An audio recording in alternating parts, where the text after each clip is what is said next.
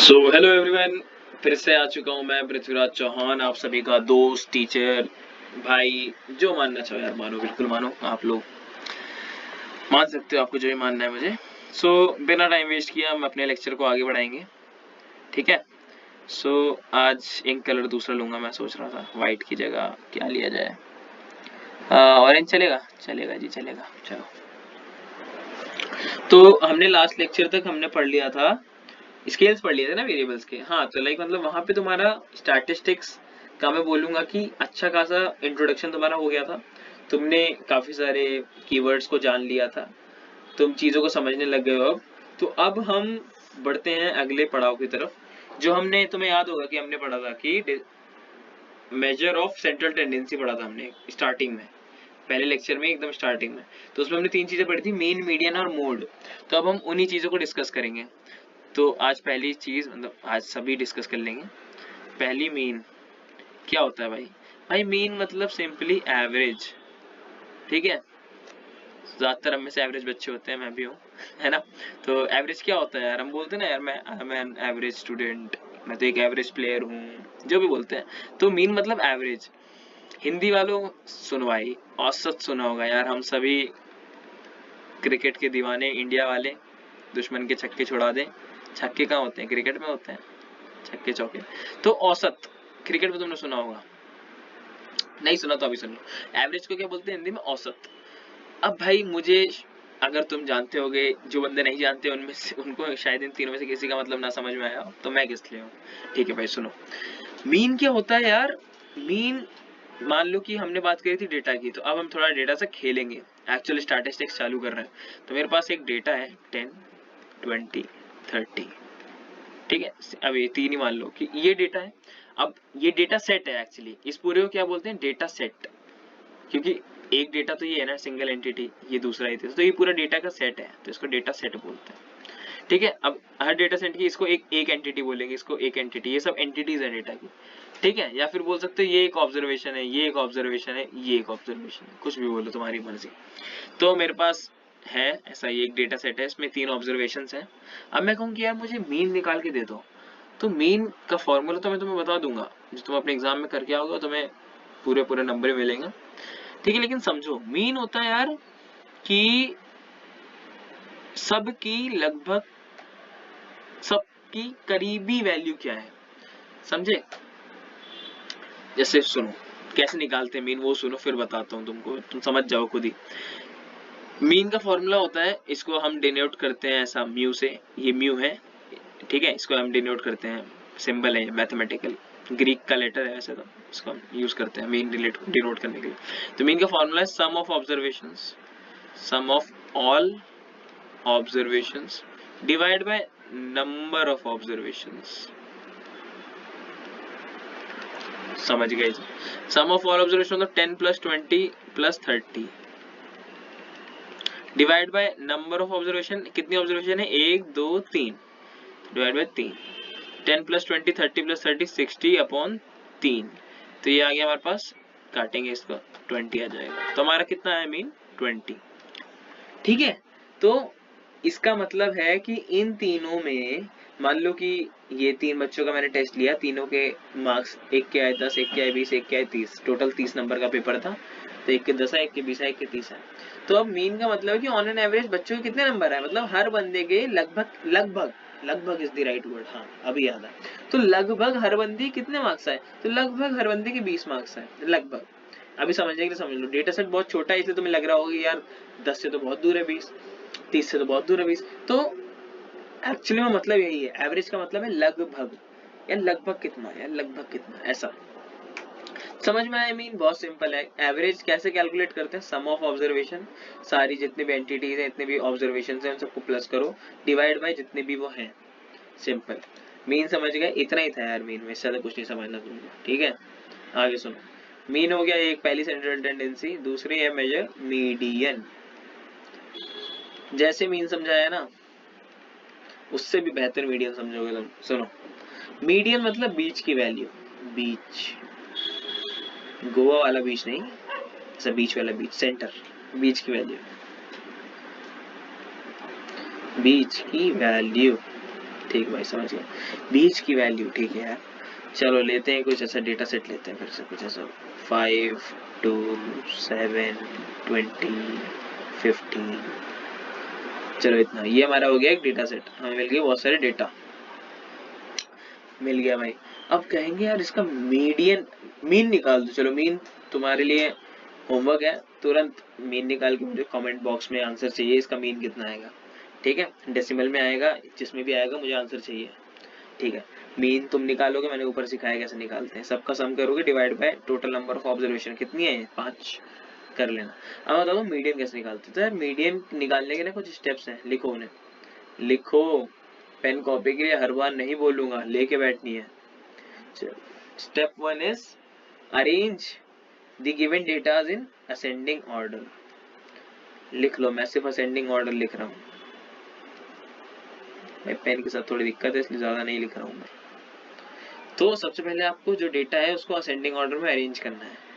ठीक है, तो असेंडिंग ऑर्डर में कैसे अरेंज करेंगे, कर लेते हैं भाई, ये तो फर्स्ट क्लास में पढ़ लिया था हमने। मतलब असेंडिंग मतलब छोटे से बड़ा, करने को तुम डिसेंडिंग में भी कर सकते हो, बड़े से छोटे में भी कर सकते हो, कोई बुराई नहीं है, सही आंसर आएगा, सेम आंसर आएगा, बट प्रेफरेबली असेंडिंग में कर लो। क्यों इधर उधर कर रहे हो, ठीक है, याद रखना, किसी में भी कर सकते हो यार, तुम्हें जो पसंद हो। मैं असेंडिंग में करके बता रहा हूँ, तुम डिसेंडिंग से खुद करना। असेंडिंग में लगाएंगे, सबसे छोटा है हमारा 2, 2 से बड़ा है हमारा 5, 5 से बड़ा है हमारा 7, 7 से बड़ा हमारा 15, से बड़ा है हमारा 20। ये हो गया हमारा असेंडिंग ऑर्डर। Step 1 complete, 2, 5, 7, 15, 20। अगली स्लाइड में जाना था इसलिए मैंने पढ़ा। तो 2, 5, 7, 15, 20 आफ्टर स्टेप 1 हमारा ये आ गया, ये असेंडिंग ऑर्डर में अरेंज हो गया। ठीक है भाई, स्टेप 1 हो गया। Step 2, count number of observation. Count n लिख रहा हूं मैं, n क्या है, नंबर ऑफ ऑब्जर्वेशंस। काउंट करो भाई, कितनी है, 1, 2, 3, 4, 5, n कितना है हमारा, 5 है भैया जी। ठीक है, स्टेप 3 बेटा, इन्हीं स्टेप से करोगे ना, जिंदगी रहेगी एकदम आसान तुम्हारी, क्वेश्चन धड़ल्ले से सॉल्व होंगे। ठीक है, गलत नहीं आएगा आंसर। अब सुनो, स्टेप 2 है काउंट नंबर ऑफ ऑब्जर्वेशन। कितने ऑब्जर्वेशन है, 5। तो इफ कंडीशन है यहाँ पे, क्या कंडीशन है, n इज ऑड।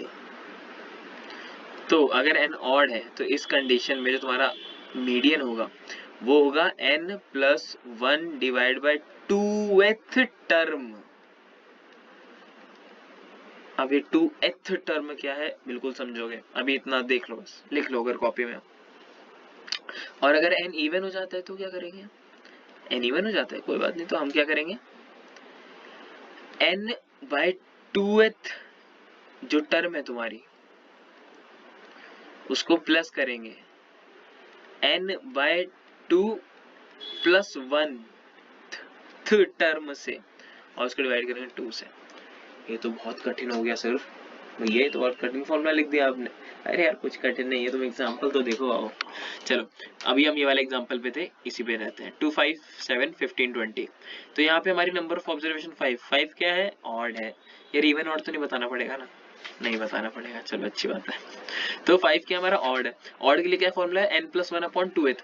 अरे यार फॉर्मूला क्या है, फॉर्मूला क्या होता है यार, जब कोई बंदा सॉल्व कर लेता है पहली बार फिर वो फॉर्मूला निकाल देता है। यार अंडरस्टैंड करो, मैं तो कह रहा हूँ रटो मत फॉर्मूलों को, मुझे याद थोड़ी है, मैं तो अंडरस्टैंड करके ऐसे बता रहा हूँ तुमको। मीडियन मैंने बताया बीच की वैल्यू, यार 5 वैल्यू है, 5 में इनमें तुम बताओ बीच की वैल्यू कौन सी होगी यार, 7 होगी, बिना किसी फॉर्मूले के तुम बताओ।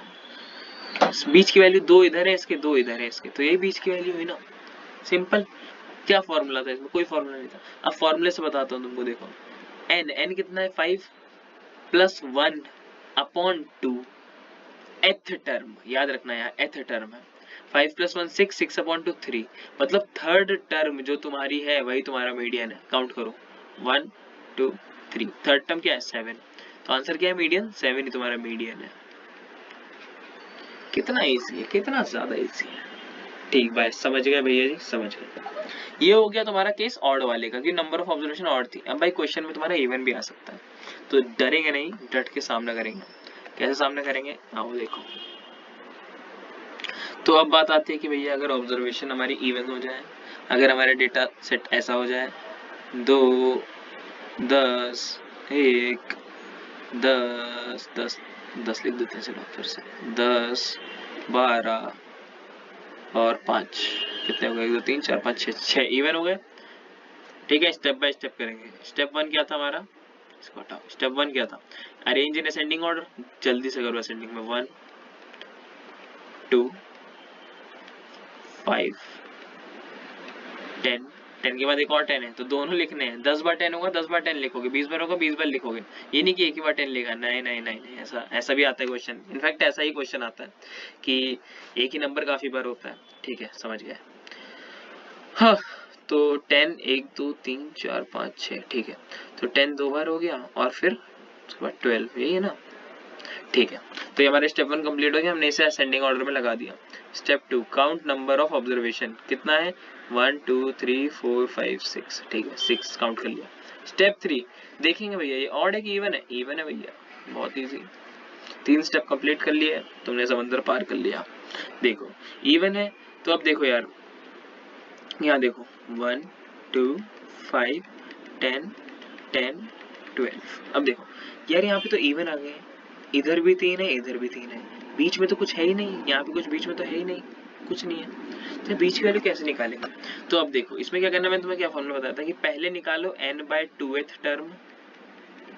तो n/2 मतलब n कितना है? 6/2 थर्ड, तो 1 2 3, तो ये हो गई n/2th मतलब थर्ड टर्म। फिर निकालो n/2 प्लस 1th टर्म, मतलब n/2 कितना है तुम्हारा? 6/2 3 प्लस 1 4th टर्म, तो 1 2 3 4, 4th टर्म ये हो गई तुम्हारी। ठीक है, इतना समझ आया? बिल्कुल आया। तो तुम्हें पहले इन दोनों को निकालना है, n/2th टर्म और n/2 प्लस 1th टर्म, दोनों को ऐड करना है, उन दोनों टर्म्स को ऐड करना है और डिवाइड बाय 2 करना है। सिंपल, देखो क्या बोला, n/2th टर्म 5 है, मतलब n/2 मतलब 3 मतलब थर्ड टर्म, 1 2 3 थर्ड टर्म 5 है तो 5। n/2 plus 1th term, n/2 मतलब 3 3 प्लस 1 4 मतलब 1 2 3 4, फोर्थ टर्म 10 है मतलब 10, और इसको डिवाइड कर दो 2 से, मतलब इन दोनों का मीन निकाल दिया हमने। तो 15/2 होता है 7.5, तो ये इसका मीडियन आ गया, यही तुम्हारा फाइनल आंसर है। समझे? बिल्कुल समझे। अब तुम कहोगे यार 7.5 तो इसमें कहीं था ही नहीं। अरे नहीं था तो नहीं होने दो यार, तुम्हारा आंसर यही है। समझ गए? बिल्कुल समझे। ठीक भाई, अब हम पढ़ेंगे मॉड। मॉड सबसे सरल चीज है, मात्र 1 मिनट में समझोगे, समझ भी लो। ऑब्जर्वेशन विद हाईएस्ट, हाईएस्ट को मैंने ऐसा ऊपर बना दिया, हाईएस्ट फ्रीक्वेंसी।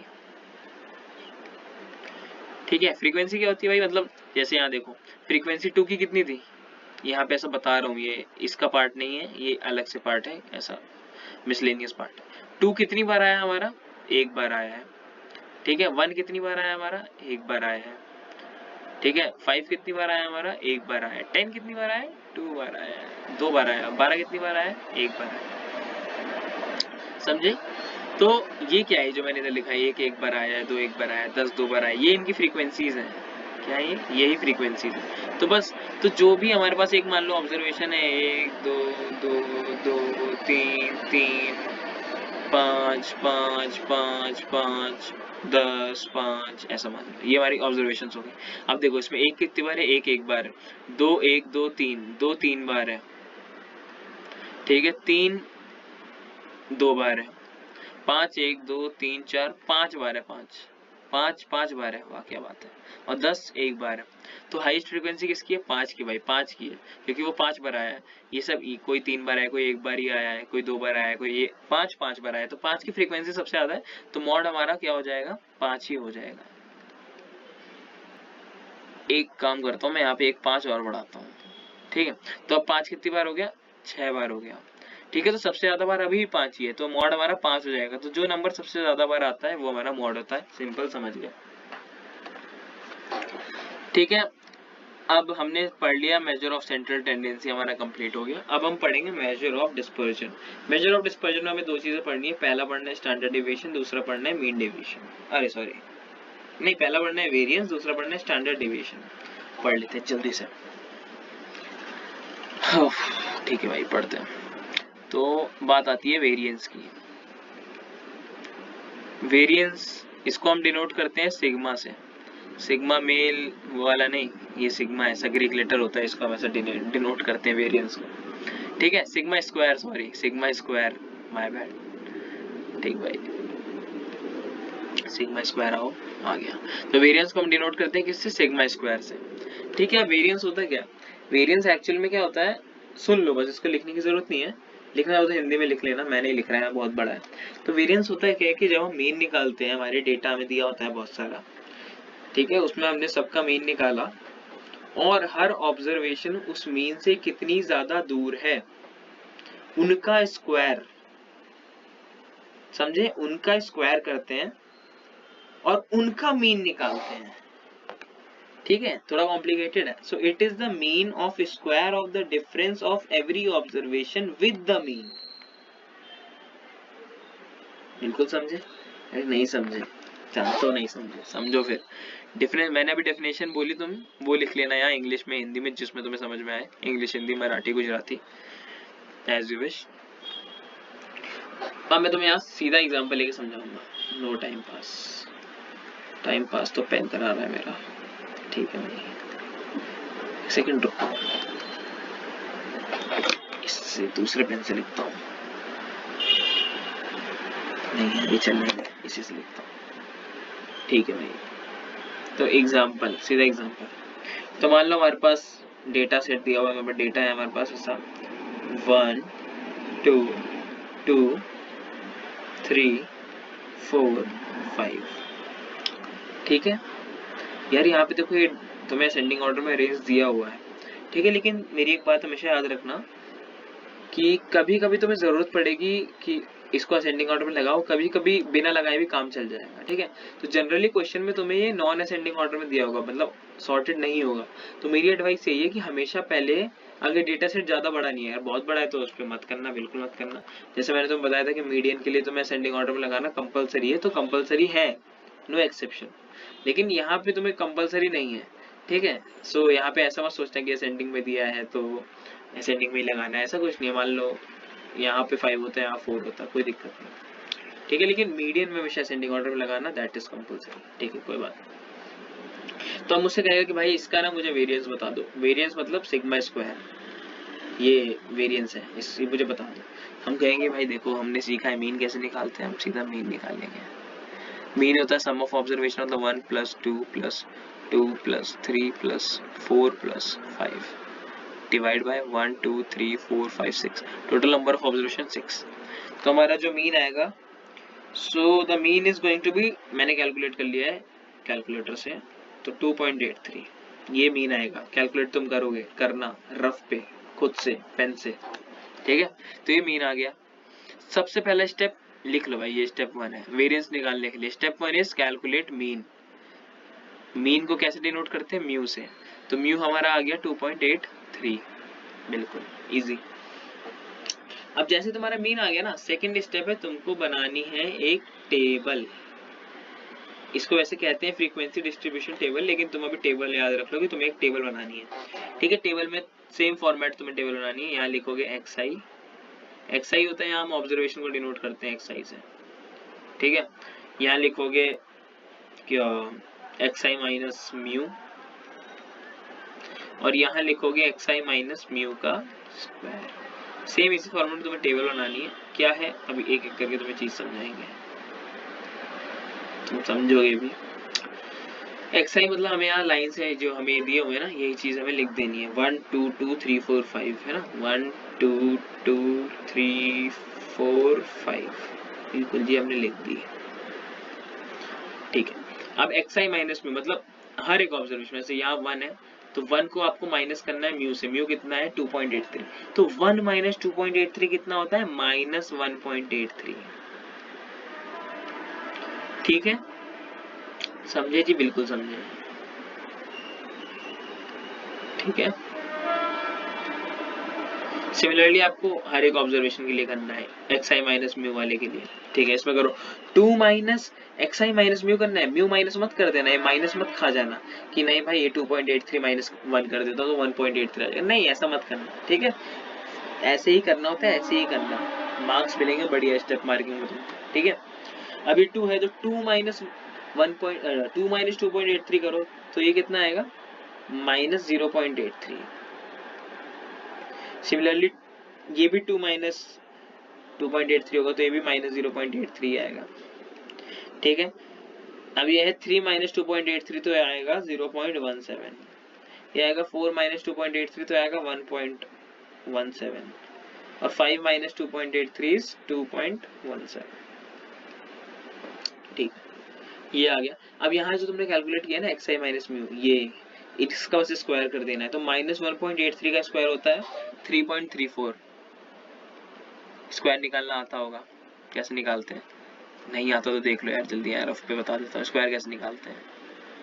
देखो यार, अगर मैं कह रहा हूँ 2 का स्क्वायर तो इसका मतलब है 2 को 2 बार मल्टीप्लाई कर दो तो 2 इंटू 2 4 हो गया। मैं कह रहा हूँ अगर 4 का स्क्वायर तो इसका मतलब हो गया 4 को 2 बार आपस में मल्टीप्लाई कर दो तो ये हो गया 16।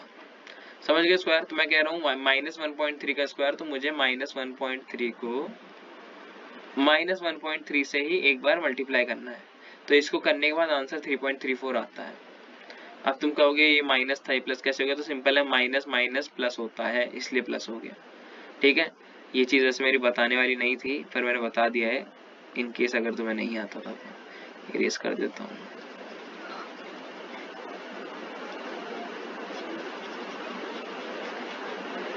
चलो भाई आगे बढ़ते हैं। मेरे पेन ठीक है, सिमिलरली -0.83 का स्क्वायर क्या होता है? ये होता है 0.68।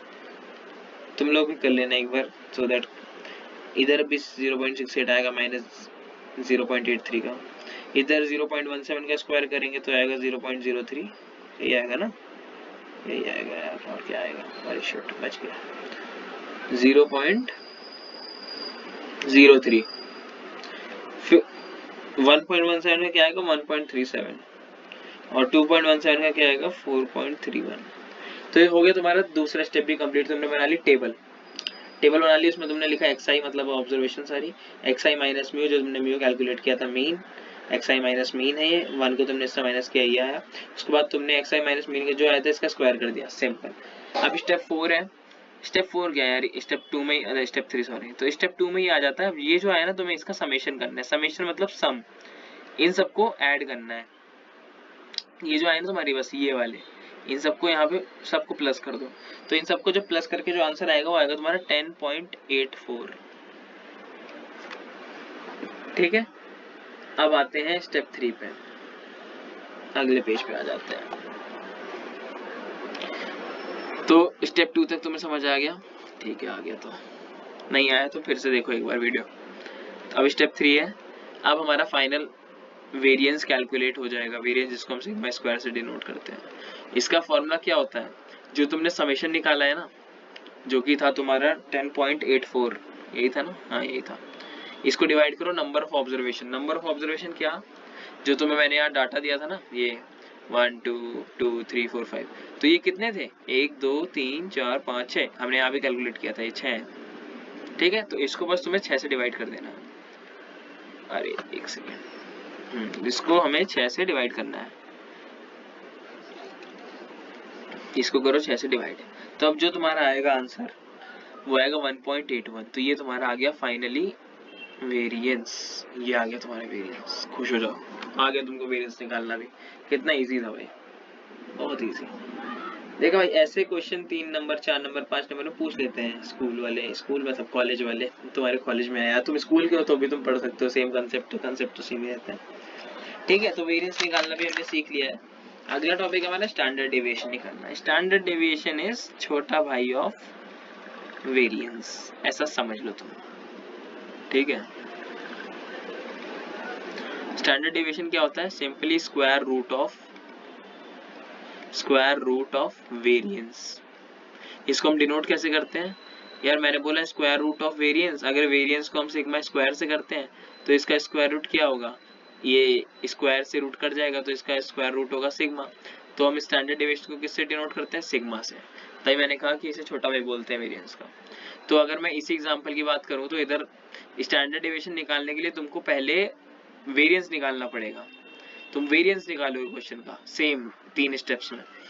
ठीक है। उसके बाद तुम वेरिएंस लिखोगे, उसके बाद तुम निकालोगे स्टैंडर्ड डेविएशन, वहां तुम कर दोगे वेरिएंस का स्क्वायर रूट, अंडर रूट जो बोलो, और तुम 1.81 का जब अंडर रूट करोगे तो तुम्हारा आ जाएगा 1.345। ये आ गया तुम्हारा स्टैंडर्ड डेविएशन। एक सेकेंड, सॉरी ये स्क्वायर नहीं होगा, इसको इरेज कर देता हूँ कंफ्यूजन ना हो। देख लो भाई, अब मैं इरेजर का भी यूज करने लग गया तुम लोगों के लिए, तो कर देता हूँ यार, इसे तो कर ही सकता हूँ। ठीक है, समझ में आ गया ना। स्टैंडर्ड डेविएशन है छोटा भाई ऑफ वेरिएंस, वेरिएंस का स्क्वायर रूट करना है सिंपली हमें उसे कैलकुलेट करने के बाद। तो समझ गए, बिल्कुल समझ गए। तो आज के लिए मुझे लगता है इतना काफी होगा। आज हमने काफी सारी चीजें सीख ली हैं, एक बार मैं रिवाइज करा देता हूँ क्या क्या सीखा है आज हमने। तो आज हमने सीखा मीन कैसे निकालते हैं, ठीक है। फिर हमने सीखा मीडियन कैसे निकालते हैं, मीडियन बीच की वैल्यू होता है, मीन औसत होता है, ठीक है। हमने स्टेप्स डिस्कस करे, स्टेप बाय स्टेप ही करना है। तीसरा हमने सीखा मोड कैसे निकालते हैं, मोड होता है जिसकी सबसे ज्यादा फ्रीक्वेंसी होती है जिस भी ऑब्जर्वेशन की। फिर हमने सीखा कि वेरिएंस कैसे निकालते हैं, ठीक है, स्टेप बाय स्टेप। फिर हमने सीखा स्टैंडर्ड डेविएशन कैसे निकालते हैं। तो उम्मीद करता हूँ, उम्मीद क्या भरोसा है कि यार आप लोगों को समझ ही आ गया होगा। नहीं आया तो कोई दिक्कत नहीं यार, एक बार फिर से वीडियो देख लो, ठीक है। तो वीडियो देखने में कोई बुराई नहीं है, फिर से देख लो, थोड़ा टाइम लग जाएगा बट सीख जाओगे चीजें, और दिमाग में बैठा लेना और नोट डाउन करना यार। चलो यार, ओके बाय, मिलते हैं अगले वीडियो में।